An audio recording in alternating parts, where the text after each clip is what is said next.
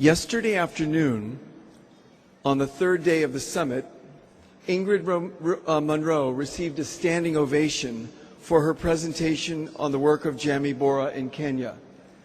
I have organized global and regional summits 11 times, and I've never seen a standing ovation on the afternoon of the third day. I have asked Ingrid Munro to come up, because there were many in the room yesterday, and there were many not in the room yesterday. And I've asked Ingrid to come up, and she said, no, do you think it's right? Should I? And I said, yes. I'm asking you, please, to come up and share your presentation at the closing dinner. Please welcome Ingrid Munro.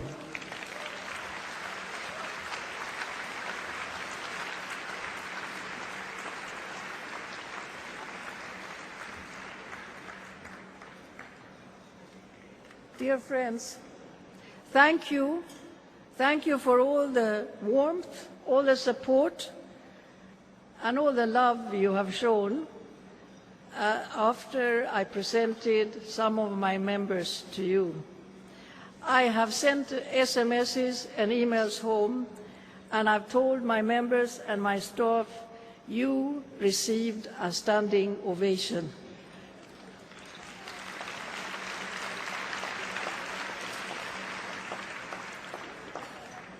And I must say it's Sam's fault that I'm here again, because he wants me to show the same thing. Can I go back? Jamii Bora started in end of '99. In fact, on Wednesday next week we'll be 7 years old. And we started with 50 beggars, 50 beggar women from the streets of Nairobi. And today, we have more than 130,000 members and 60 branches all over the country. And that means that we are the biggest microfinance organization in Kenya, if I don't count the commercial banks.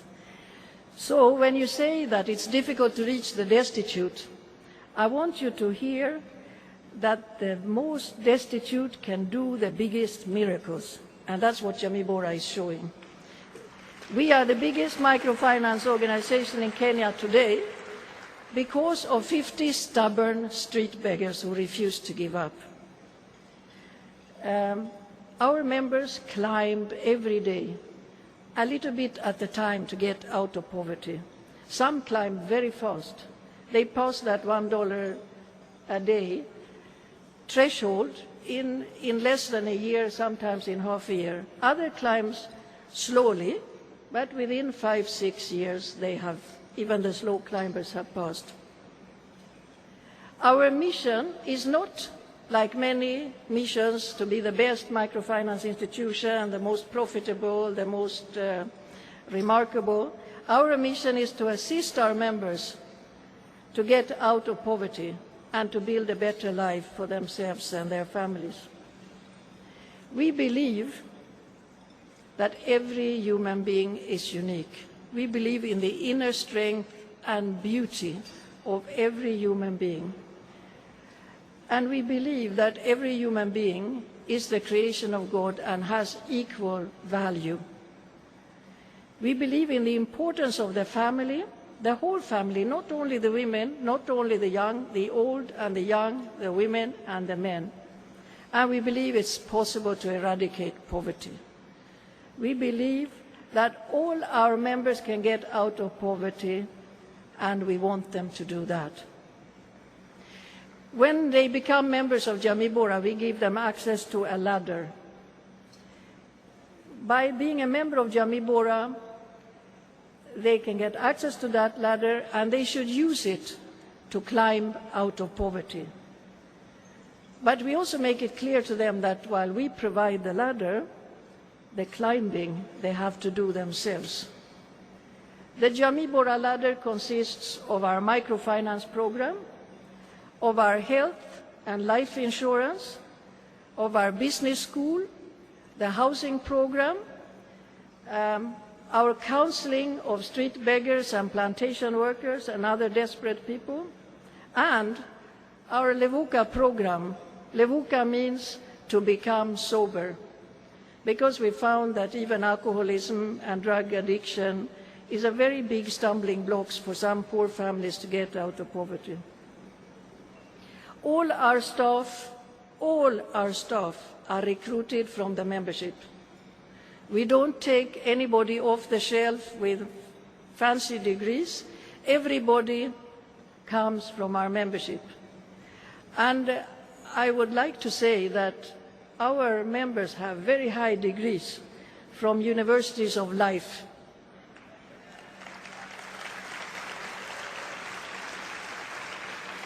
I had a visit from a consultant who said, "What kind of degrees do you expect from your staff?"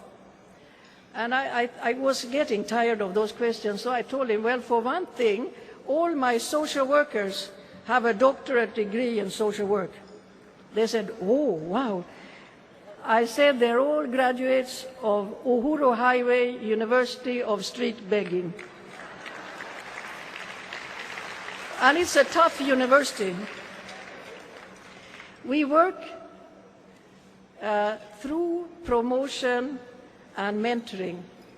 Our promoters are our mentors. I have chosen 5 of them who you see on these pictures. These are members who are very successful, and they have got from the worst kind of poverty and problem quite high up in life, and they know what it takes to get there. There is one of them that I don't have a special picture of. You see the tiny little old woman, second from the right? We usually call her Shosho, which is the Kikuyu word for grandmother. She is the grandmother of the whole organization. She'll be 82 in 2 months' time, and she's still starting new businesses. She was a Mau Mau freedom fighter in the 50s. She was part of getting Kenya's independence. But like many of the heroes, she ended up in carton shacks in the worst slums. But she's still a fighter, and she's a fabulous leader. Joyce Warimo is one of our fast climbers. She was a Molo clash victim. Molo is a district where we had a local war. She lost her 1 cow, she lost her 3 goats, she lost her farm, but she didn't lose her life. And she became a refugee in her own country, and she ended up as a beggar in Nairobi. Today, 7 years later, after joining Jamii Bora, Joyce, who was one of the first 50 beggars that we started with, has got 4 businesses and 45 employees.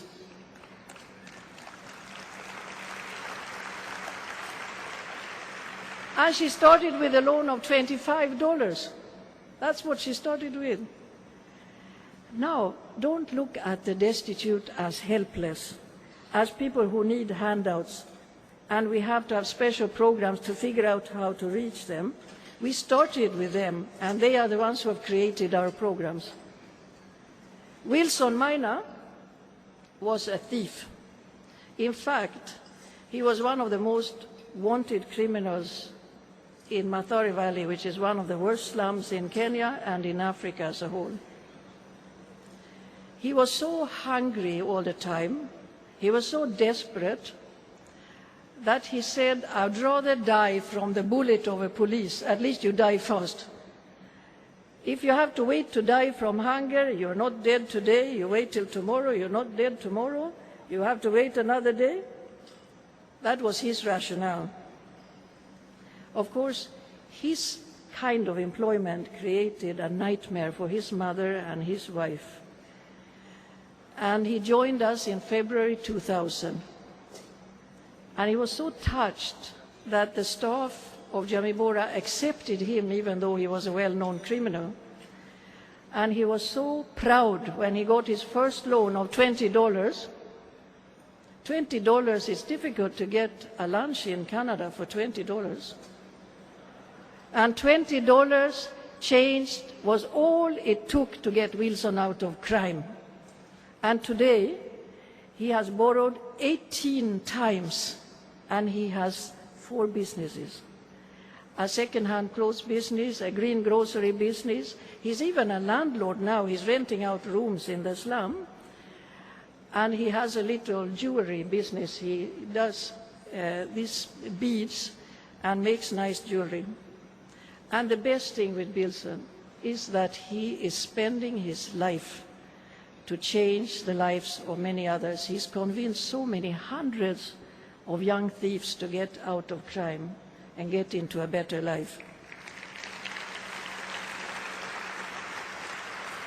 Beatrice Wanjiku is also a fast climber. She was also one of the first 50 beggars, and look at her now. Isn't she lovely? That smile. And she feels beautiful. And all her kids are in good schools.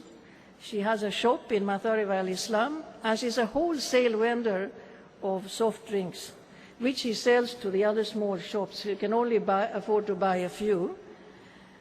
And she carries them on her own back down in the valley. Clarice Adjambo is not only a fast climber, she is also a mentor of so many thousands she has inspired. She was also one of the first 50 beggars. She had been a beggar for 15 years.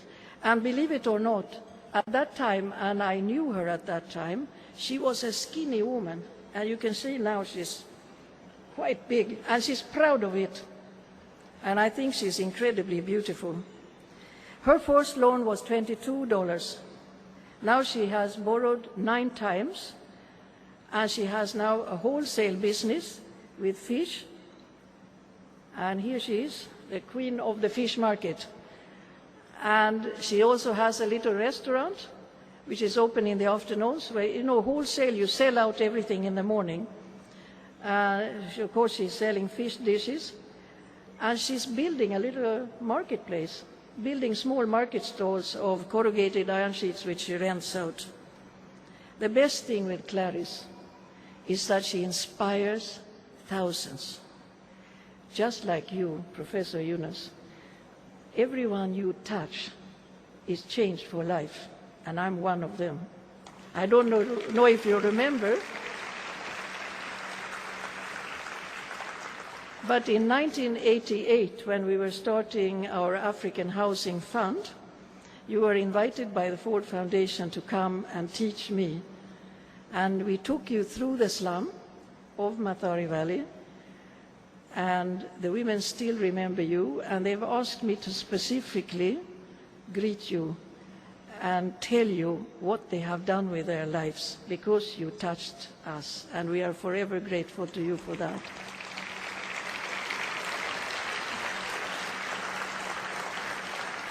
The woman you saw in the middle of the row of promoters is called Beatrice. She's a grandmother. She's what we call an AIDS grandmother, and unfortunately it's becoming a more and more common household. A single grandmother left alone with a number of grandchildren because all her children have died in AIDS. Beatrice had 8 children. They have all died in AIDS, and she's alone with 12 grandchildren. And she was so desperate that she was ready to buy poison and poison herself and her grandchildren when she met a member of Jamii Bora already in early 2000. And they said, you can make it, we can all make it, we can all change. And here, who is it that is receiving the Prime Minister of Norway and being the host? Our Beatrice, the grandmother #1 of Mathare Valley. And she's today, I would say, the richest woman in Mathare Valley. She changed her ideas, and she said, you know, because I'm so old, I have to work harder and faster than a normal mother of a normal mother's age, because I have to put my grandchildren safely in place to make it in life before I die. And beside her, the young woman you see beside her, is our branch manager in Mathare Valley, Jane and Joki. She is the one who convinced Wilson Minor to get out of crime. She's the one who is reaching everybody. She's tireless. She was born in Mathare Valley herself. She grew up in Mathare Valley, and she went to school, primary school, with Wilson and other thugs. She knows them and she can convince them. And this girl, Professor Yunus, this girl has in 7 years with her team reached 25% of all the households in her slum. And that, I think, is worth an applaud.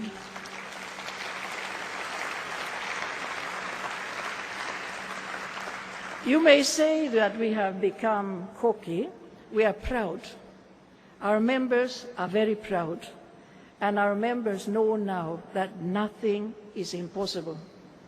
In fact, I was only a few months ago in an airplane with Wilson Minor because we had been invited to Arusha to meet parliamentarians from the whole of Central and Eastern Africa, and they wanted me to come with 2 or 3 members. Wilson was in an airplane for the first time in his life. And you know, in our organization we have always said the sky is the limit for us. Now he was up in the sky. And he said, "What is that down there, Mom? What is this?" I said, "Those are clouds." "Wilson, you mean we are above the clouds?" And he said, "Now I know, Mom, not even the sky is the limit for us in Jamii Bora." And that's why we say we are ready to grow. We have learned our lessons. We have even a new MIS system in place, which was what was holding us back most from growing. We have tested our methods and our values, and we are ready to grow.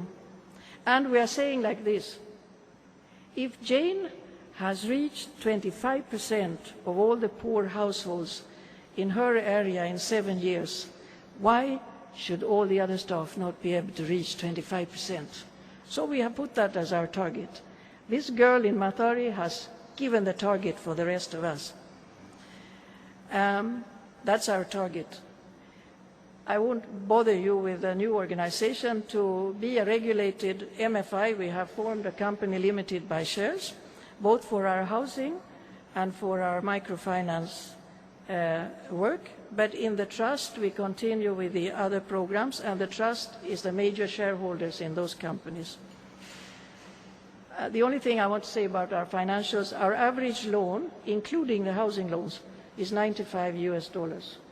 84% of our loans are below $100.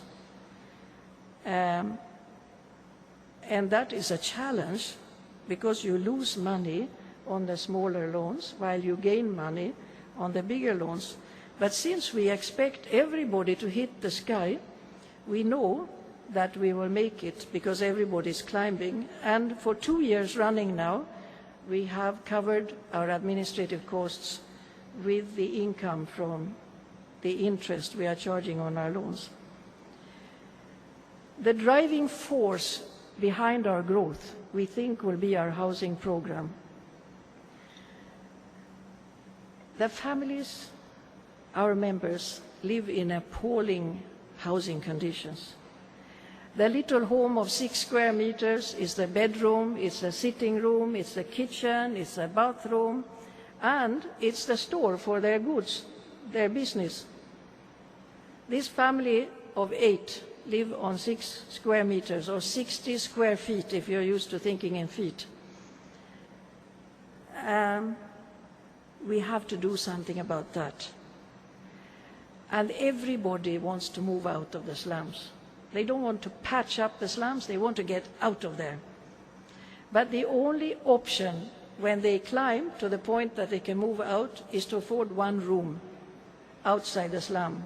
We set as our target to build a new town where our members, for the same price they would have to pay for 1 room outside the slum, they should be able to afford 2 bedrooms, a sitting room, a kitchen, a bathroom on their own plot with sewer, water and roads. And we have made it.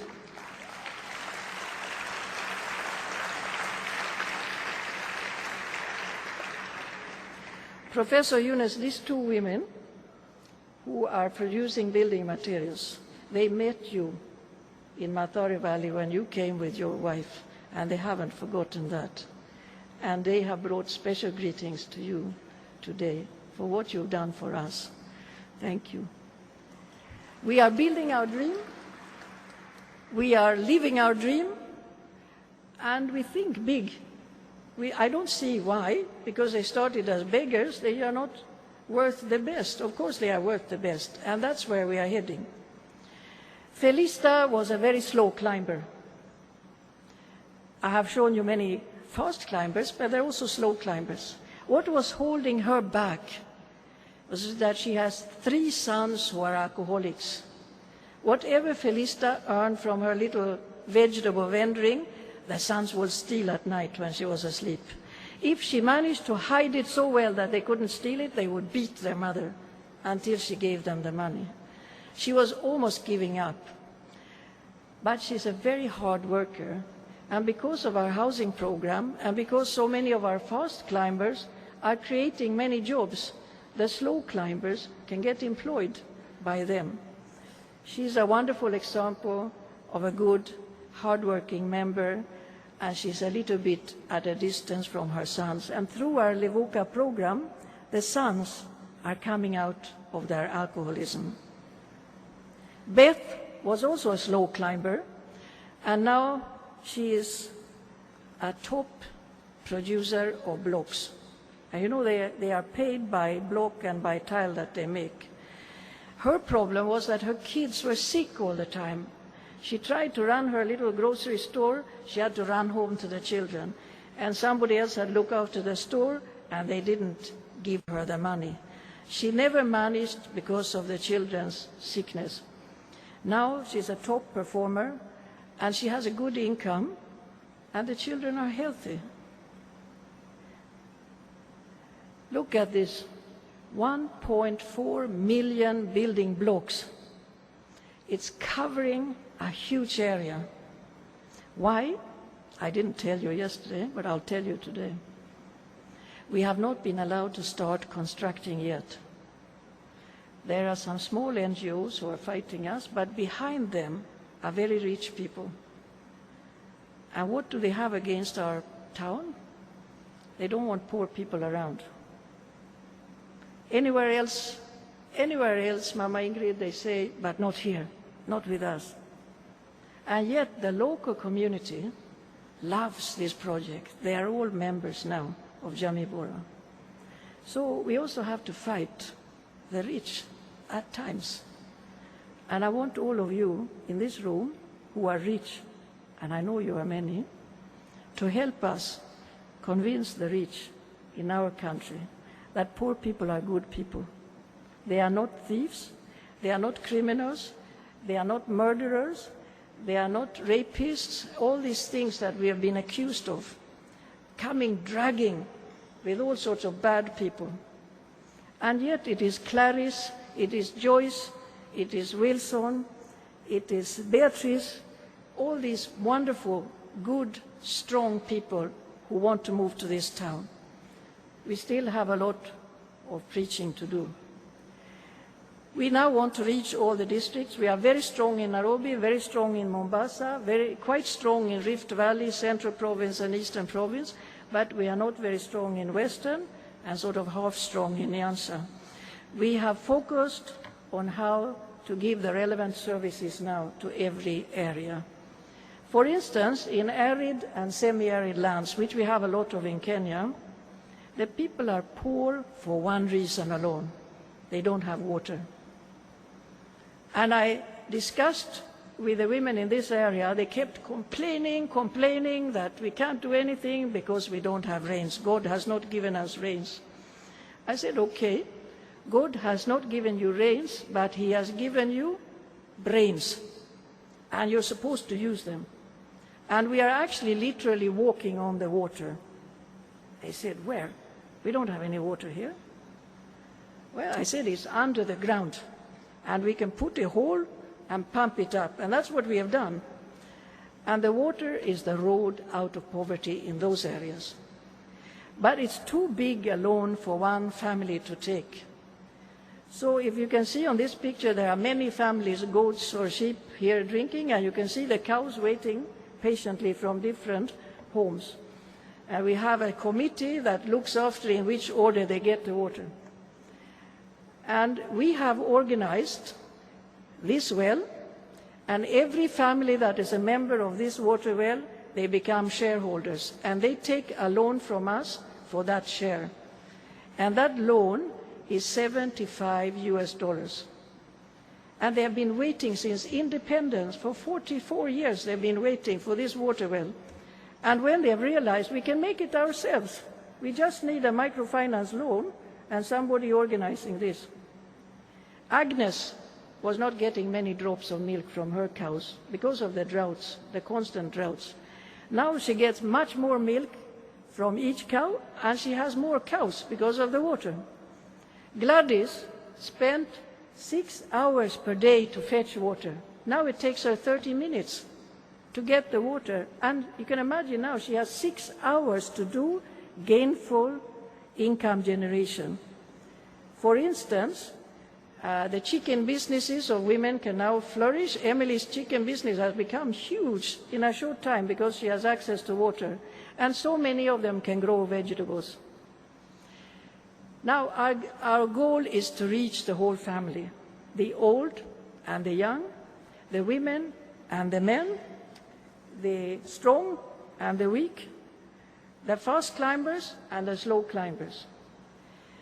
And Jamii Bora, our name, it means good families in Kiswahili. And it is a name that really strikes everybody. We can be good families, we can make it. The sky is the limit, or as Wilson says, not even the sky is the limit. 30% of Kenya's population is between 15 and 30 years old. 49% of Jamii Bora's membership, to our surprise, we found out, are under 30, which is the right proportion. If you take the ones over 18, then half should be that young. And we intend to continue focusing on the youth. We have 10 million youth between the age of 15 and 30. And in the next 5 years, they will form 5 million households. And they need access to credit. Our health insurance, we started because, in self-defense, I would say, because we found after a year that the ones who were defaulting had one thing in common. 93% had one thing in common. They had a patient in hospital. And of course you can't ask a mother to let her child die because she has to pay her loans to Jamii Bora in time. So we decided our members need a health insurance. And we started it in March 2001. No insurance company was ready to do this for us at a cost that our members could afford.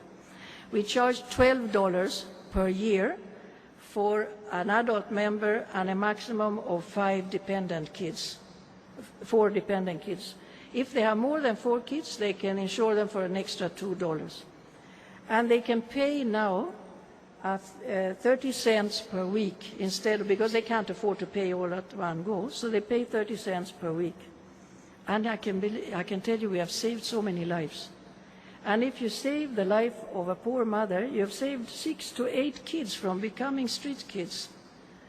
So what started as a safety net for us against default has become one of the biggest assets of our organization. We cover all inpatient costs, including maternity, and we don't exclude people with HIV and AIDS. Here is Alice. She delivered a beautiful baby boy, her 3rd son, recently, and she had to deliver with a cesarean operation. She would never have been able to afford that without that insurance. Her baby sons would have been without a mother if our health insurance had not been there. The interesting thing I should say about our health insurance, we've actually saved a lot of mission hospitals from financial collapse. We work with partner hospitals. We started with mission hospitals. And nowadays, churches don't give anymore, at least not churches that had supported the hospitals in Kenya. So these hospitals have to charge a fee from their patients, and even though their fee is very modest, it's too expensive for the poor. and the rich don't go to mission hospitals. So we found that they had 10%, 15% bed occupancy rates. And now, because of our insurance, the hospitals are packed with patients because they can afford. And now the hospitals are doing very well. So this insurance scheme that we have set up, for which we have never had $1 in donor funding, not once, everything is covered with that little fee that our members pay. That shows the power of the poor coming together. Not only have they saved their own lives, they have saved a lot of very good hospitals from financial collapse. The life insurance we have for every member. If they die, we pay off the loan and we match their savings. So the next of kin will walk away with savings of the mother plus the same amount. Our business academy, we offer all sorts of trainings, old and young. Mary here, she's 63 years old. She's had 3 loans. She is now planning to take her biggest loan ever, which is $110 US, and she felt she needed to go through that entrepreneurship training in order to be ready. And you can see how proud she looks when she's getting her degree. We will continue using our promoters for outreach. The Tumaini program is that program where we have 15 social workers, all with a doctorate degree from Uhuru Highway University of Street Begging. And they're fantastic in convincing because they talk from their own experience, you see. They can say, if I could make it, you can make it. Here is Margaret. She's convincing Mary that you can make it. Mary, I don't know if you can see that, but she only has one eye. One eye was taken out by some gangster when she was a street girl, and she's been so fixed on this that I only have one eye, I cannot make it. She has seen, I don't have this eye, she's forgotten that she has this one. And Margaret has convinced her, and she's now doing quite okay.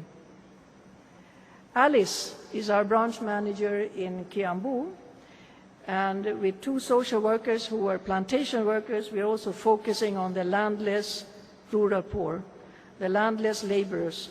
In rich agricultural fertile land, the non-arid lands, the poor are landless people working on other people's farms, and they are treated very badly, I'm afraid to say. We sneak into the plantations. I'm not supposed to tell you this, because we have no right to be in there. It's private property. But since all our staff are plantation workers, you know, nobody notices that Jamii Bora is there, so we are doing quite well. We think we'll afford the growth because we'll be a regulated MFI, we hope soon, and we'll be able to keep the savings also for borrowing, and we intend to generate our own revenues in order to follow your advice, Professor Yunus, not to be dependent on donor funding. The rigorous staff training, since we recruit all our staff from the membership, we have to train them, but they are the brightest, the sharpest, the most charismatic of the members, and to train them is very easy. The quality control and the risk management, of course, is very important, and we are sure we have to be at the cutting edge of technology. Don't think that you work with Mickey Mouse methods because you work with the poor. We have to make sure that our break-even point goes down from $95, which it is today. A loan of $95, we cover our costs. Below that, we cost more than we take in. Above that, we take in more than we cost. We want to bring that break-even point down to, if possible, $30 loan. And for that, we have invested in a new MIS system, and we are the first MFI in Kenya to introduce these small breath machines, which are not much bigger than a mobile, and which are online through mobile technology with our main server in our head office in Nairobi, wherever they are, in whatever village in the whole country. And the The members identify themselves with their fingerprint, so nobody can steal the finger from somebody else and look normal when they come up and say, this is my money, I want to withdraw. And every member has their own card now with a magnetic stripe, which you also swap through that machine. And they're so proud of these cards. We have ATM cards in Jamii Bora. Do you have that in your organization? That's what they say.